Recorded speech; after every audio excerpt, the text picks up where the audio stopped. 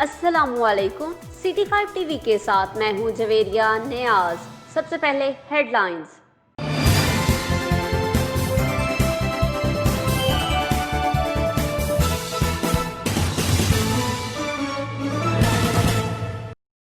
SHO थाना पहाड़ियावाला चौधरी मोहम्मद अकरम ने DPO Nasir Abbas सियाल की हिदायत और डीएसपी सर्कल फालियां हाफिज इम्तियाज अहमद की जेर निगरानी राहगीरों से गन पॉइंट मोटरसाइकिल और नकदी छीनने वाले 3 रुकनी डकैत गैंग के खिलाफ कार्रवाई करते हुए हुसनैन आबिद वल्द आबिद हुसैन सकना हैगरवाला, दानिश अली वल्द बशीर अहमद और असद अली शाह वल्द मदद अली शाह सकना रजू के कब्जा से 4 मोटरसाइकिल होंडा 125, 1 लाख रुपए और 3 पिस्टल 30 बोर बरामद करके मुलजिमान को गिरफ्तार कर लिया। मुलजिमान ने गुजरात और मंडी भावलदीन के मुख्तलिफ इलाकों में वारदातों का इतराफ किया है।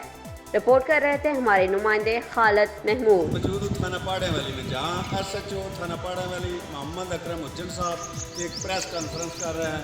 आइए चलते हैं।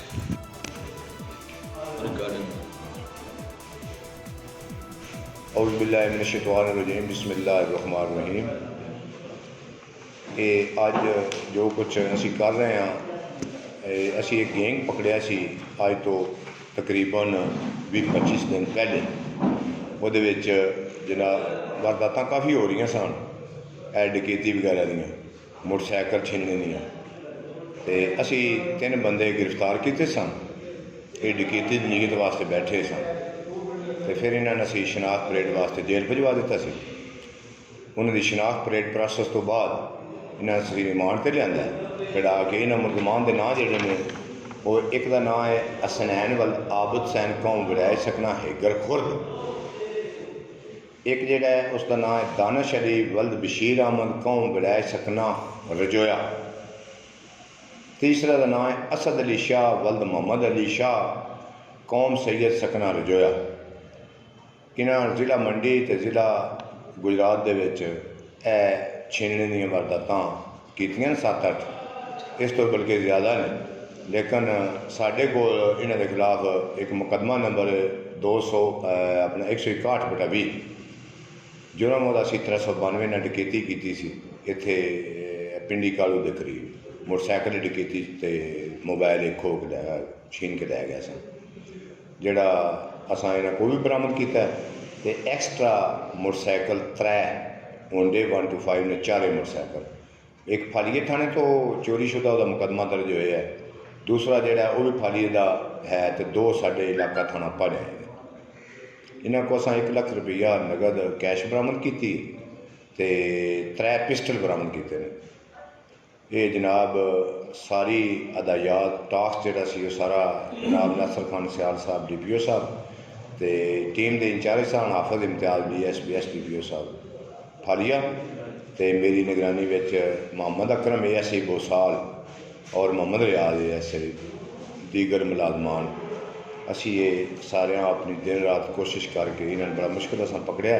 जिस दिन असा पकड़े ने उस दिन की अलहमदुलिल्लाह साढ़े इलाके में कोई वारदात मोटरसाइकिल की या इस किस्म की छीनने की वारदात नहीं है। तो बाकी मुलजमान जोड़े ने इन्हों का तल्लक लोकल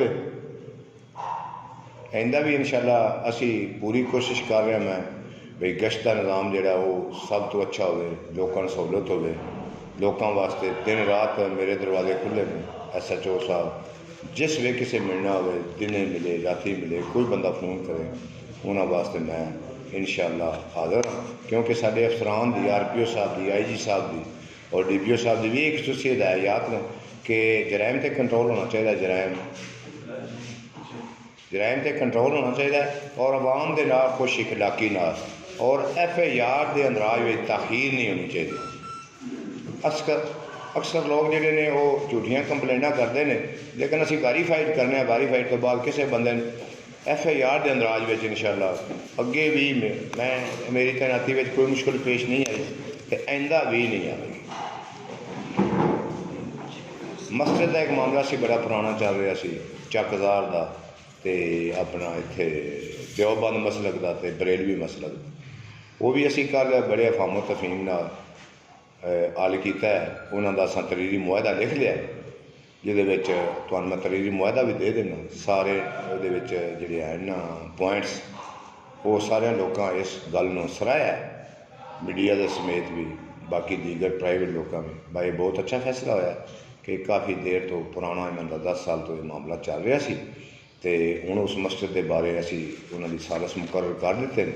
ਹਾਜੀ ਅਨਵਰ ਸਾਹਿਬ ਨੇ ਆਪਣਾ ਇੱਥੋਂ ਦੇ ਚੱਕਦਾਰ, ਉਹ ਜੋ ਫੈਸਲਾ ਕਰਨ ਦੇ ਉਹ ਉਹਨਾਂ ਨੂੰ ਦੋਵਾਂ ਪਾਰਟੀਆਂ ਨੂੰ, ਦੋਵਾਂ ਮਸਲਕ ਦੇ ਲੋਕਾਂ ਨੂੰ ਅਨੁਮਨ ਕਬੂਲ ਹੋਵੇਗਾ। अगर ਉਹਦੀ ਕੋਈ वायलेशन वगैरह करेगा तो ਉਹਦੇ खिलाफ भी कानूनी कार्रवाई होगी। Thank you. सिटी 5 न्यूज़ से फिल वक्त इतना ही। जवेरिया न्याज को दीजिए इजाज़त। अल्लाह निगहबान।